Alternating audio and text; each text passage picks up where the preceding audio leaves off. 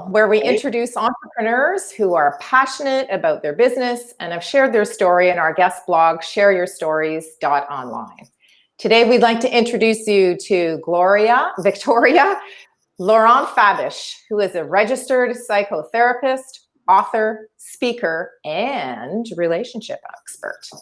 Welcome, my friend, Victoria. Hey, so it's Victoria Lorient Faibish. There you go. See, you can tell that I didn't sleep last night, right? Oh, what happened? I tell you, I think I'm finding this, all of this physical and social isolation overwhelming, like most people, I think, right? For sure. I mean, it's just one of those things. It's, what are we in, week 7? Yeah, that's what we're in. It's week 7. Been a long road. So, when I took a look at your story, Victoria, your tagline says visualization works. Right. So tell me a little bit about how, and that's something we can all, we have time for visualization right now, right? Yeah, I mean, the first thing, it really is the cornerstone, in my opinion, to transformation. It's the seed that's going to help us change the state of being that we don't want to be in to the state of being that we do want to be in. And our brain really does not differentiate, frankly, biochemically, between real or imagined. And so what happens is that when we're doing that visualization, we're seeing ourselves in a reality that we're interested to be in, that we prefer to be in, or that we're healing. Maybe we want to go and retrieve our child within that was in pain, and we can visualize a new reality for that child. I do a lot of work with the healed, hurt child, or work with visualization as to where you want to be, what you want to be doing. And I got to tell you, in quarter of a century, I've been doing the work I'm doing. If people take on don't take my word for it, but if people take on the practice of dedicated and committed visualization, 9.8 times out of 10, they will manifest what they're looking to manifest. Cool? I have seen people, want, accolades in the TV industry, and they get an Emmy after concerted focus.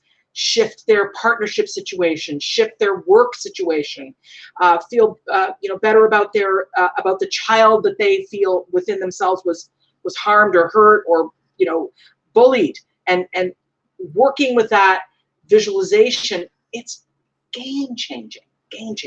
So what if somebody's stuck? So say someone is stuck and they're kind of thinking, I just can't get a handle on this visualization. What am I supposed to do? Can you give them a quick tip about how to get them started? Because, that's really the most difficult thing, don't you think? Yeah. I mean, we we identify that we want to change. We know that we want to go from point A to point B, but somehow we sit there and we go, oh, geez, now how do I get the party started? How do I start the new conversation with myself? So you've got to turn on the part of your brain. It's like a muscle that you're working. Right. I'm doing a lot of working out in this time. I'm working different muscles so that I can become more fit. It's not that different from the part of your brain that is visualization oriented. So it's not the logical part of your brain. It's the visualization part of your brain. And so I have clients come in and say, I can't visualize that to save my life, Victoria. So I said, okay, let's turn that part of you on.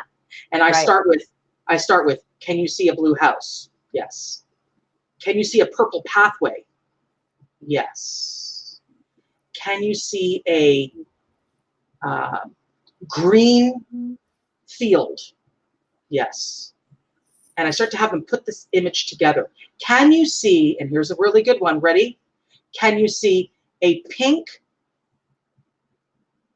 bird on top of a blue elephant? See it? See, we've turned on that part of our brain. And then we can start to segue, after we do some of that, to the actual visualization. Can you see the home of your dreams? Can you see, can you visualize yourself on top of a beautiful mountain, visualizing whatever your possibilities of the job you would like to be in, or whatever it may be. We can sky's the limit as to what we're visualizing. Well, what's really cool is I think sometimes what happens is, the online stories now, there's lots of apps for people who are having issues with sleep and meditation and all of that sort of thing. So those adult stories are really a great way to start to train the brain, because they're describing the train going down the track with, the blue ocean and the yellow sky and, all of those kinds of things, right? Turning it on. Exactly. Turning it on, getting us ready. And then I say to people, a lot of the times when you start to really hone this skill, you're not just visualizing the what, you're visualizing the how you want to feel. Right. So you go, can you imagine yourself feeling totally strong and confident on top of a massive mountain overlooking a vast sea? And that's a feeling state you want to cultivate for how you want to be in a meeting or how you want to be on a date, this kind of thing. Well, what's really cool is you're not only a one-to-one therapist, which I can only imagine that you would be awesome because you're a force to be reckoned with. But you've also now sort of transitioned into being a speaker and an author. So I know that's how you and I met, right? We were sharing a table we launched our books at the same time, and we had so much fun when we were doing those signatures and in the chapter Indigo. Yeah, it was fun. Burlington, or where was it? Ancaster? Oh, we were in 3 or 4 different locations, right? But I think the other thing that's really cool is not only are you helping people one-to-one, and now you've got a book out. So, when you're wearing your fluffy slippers and you're feeling overwhelmed, you can pick up the book. But also the speaking part. Now that's really cool because then you actually get to engage with large numbers of people, right? Absolutely. One to many. Yes, exactly. So tell me a little bit about how conversing with those folks in a larger audience where you're trying to engage each of those people, and because everyone wants a takeaway, right? You want everyone to leave one of those events thinking, wow, that was really fantastic. I learned something. And I can go home and I can put it into practice, right? That's right. That's right. We've just given folks some great advice on how to start that whole visualization party and turn it on the brain. But when you're at a speaking engagement, how do you try to engage that audience with your message? It's all about the body. Whenever I start any kind of a talk, I'm working with the entire person, not just the mind, not just the logic, not just the emotions, but the body too, and the soul and the energy and the spirit, all parts of a person. So I'll always start with some brain gym, which is a way to get the brain on side, to the vestibular system, which is your learning center. I turn that on with certain movements, with the cross crawl or some meditation or some different points that I'm going to be using. I'm in an online summit coming up, which I will use some of that. And so I'll talk about that summit in a moment. And there's whatever platform I'm in, I'm going to always engage you, not just verbally, but also physically and emotionally. And we're going to do, I do a thing called unhook, where you're unhooking from your thoughts that are plaguing you, and they keep repeating and repeating and repeating. So I have a process that I take people on where we're using the power of visualization, but also the power of movement to unhook you every time that guilt, that shame, that self-sabotaging thought shows up. And it works. Again, don't take my word for it. You got to do it for yourself.